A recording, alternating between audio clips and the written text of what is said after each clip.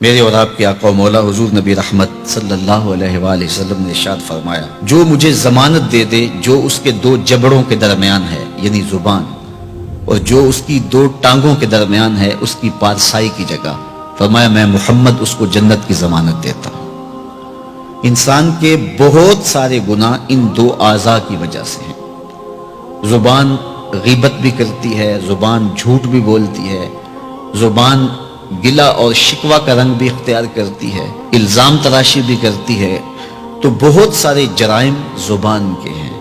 اس لیے ہمیں زبان کی حفاظت کرنے کی تلقین کی گئی۔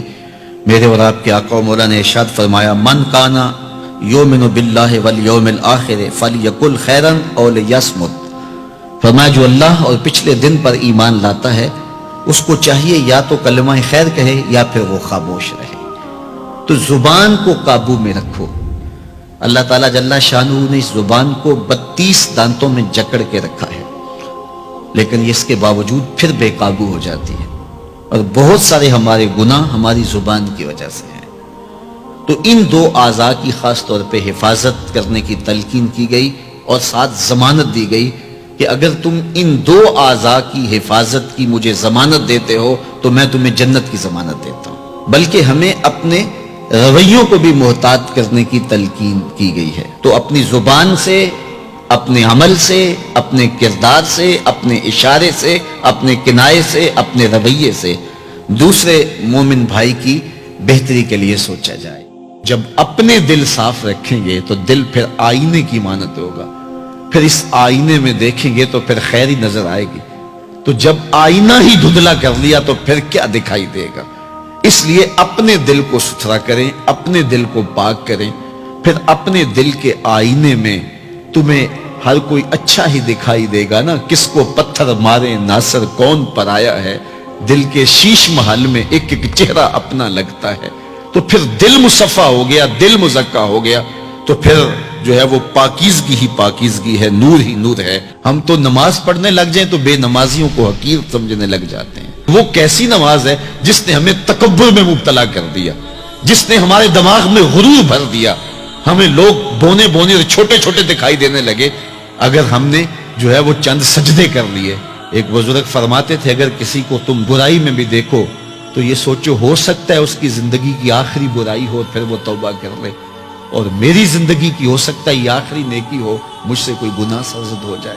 کتنے لوگ ہیں جو مرتبہ کمال پہ پہنچے لڑک گئے، بڑے بڑے لوگ تھے لیکن انجام ٹھیک نہیں ہوا۔ بلعم بن باورا کی مثال ہمارے سامنے موجود ہے۔ بنی اسرائیل کا مستجاب الدعوات ولی تھا، اور جب ہاتھ پھیلا کے منہ پہ ہاتھ پھیرتا تو ہاتھ بعد میں منہ پہ جاتے، قبولیت پہلے ہو جاتی۔ لیکن اسی کے بارے میں قرآن نے کہا نا، مثلہ کمثل الکلب، اس کی مثال کتے کی مثال ہے۔ زبان لٹک گئی تھی، زمین چاٹتا تھا، چونکہ اس کے ہاتھ نبی کے خلاف اٹھ گئے تھے۔ اس نے سمجھا تھا میں مستجاب الدعوات ہو گیا ہوں، اب جو چاہوں جس کے بارے چاہوں بد دعا کر دوں، لیکن بد دعا اپنے حق میں نکل گئی، زبان لٹک گئی۔ اس لیے میاں صاحب بولے، پڑھنے اتے مان کرینا نہ آکھی میں پڑھیا، او جبار کہار صداوے متا روڑ دیوے دودھ کڑیا۔ تو اس لیے ہر وقت ڈرتے رہو۔ ابھی ملیکہ کہتے ہیں میں نے 30 اصحاب رسول سے ملاقات کی ہے، 30 اصحاب رسول سے، تو میں نے ہر شخص کو فکر مند پایا ہے۔ وہ کہتے تھے ہمارا انجام ٹھیک ہو جائے، انجام ٹھیک ہو جائے۔ حضرت سیدنا ابو بکر صدیق رضی اللہ تعالیٰ عنہ، جن کے بارے میں میرے رسول کی زبان سے لفظ نکلے، ابو بکر فی الجنہ، ابو بکر جنتی ہے، لیکن وہ کہتے ہیں ایک چڑیا کو دیکھ کے شاخ پہ بیٹھی ہے، کہا واہ چڑیا کتنی موج ہے تجھے، ایک شاخ سے اڑتی ہے دوسری شاخ پہ بیٹھ جاتی ہے، اور قیامت کے دن تیرا حساب بھی نہیں ہوگا، پسے تو ہم ہیں جن کا حساب ہوگا۔ یہ وہ لوگ ہیں جن کی زندگی دیکھیے، ان الشیطان یفر من ظل عمر، عمر وہ ہے جس کے سائے سے شیطان بھی بھاگتا ہے، لیکن وہ کہتے کاش میں مٹی کا ڈھیلا ہوتا۔ لیکن وہ لوگ جو خشیت الہی کے نور میں پرورش پاتے رہے، وہ ساری زندگیاں عبادت میں گزارنے کے بعد پھر بھی روتے تھے، پتہ نہیں ہماری باتیں بھی قبول ہوئی ہے کہ نہیں۔ حضرت سری سکتی رضی اللہ تعالیٰ عنہ دن میں کئی بار آئینہ دیکھتے تھے اور اپنے چہرے پہ ہاتھ پھیر کے دیکھتے تھے، کہیں میرے گناہوں کے سبب سے میرا چہرہ سیاہ تو نہیں ہو گیا۔ حضرت جنید بغدادی کے سکے ماموں لگتے ہیں، فرماتے ایک دن حضرت سدی سکتی نے مجھے نصیحتیں کی، ایک نصیحت کی تو میرے پاؤں تلے سے زمین نکل گئی.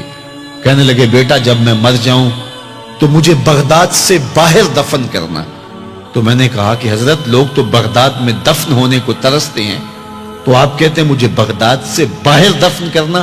تو حضرت سدی سکتی رضی اللہ تعالیٰ عنہ فرمانے لگے کہ اے جنید میں ڈرتا ہوں میری بدعمالیوں کی وجہ سے بغداد کی مٹی مجھے قبول کرنے سے انکار نہ کر دے.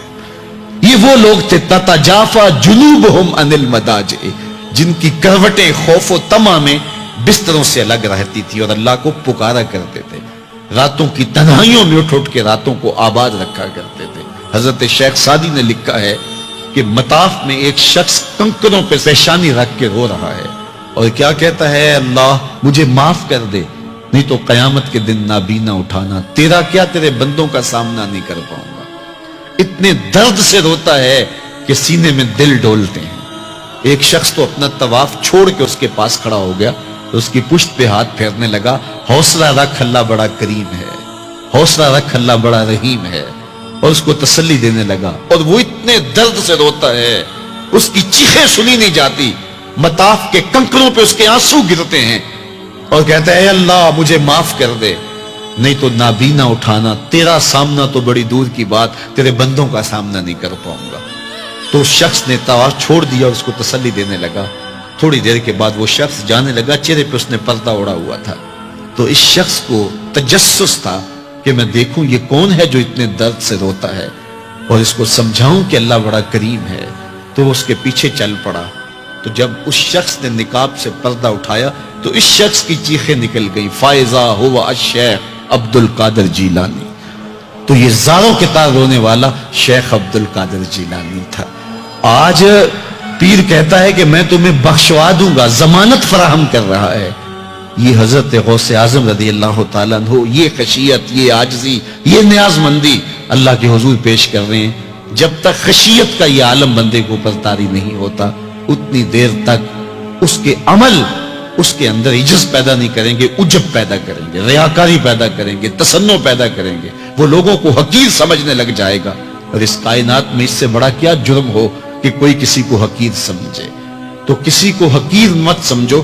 اپنے اعمال کا کیا یقین ہے کہ وہ قبول ہوئے کہ نہیں ہوئے.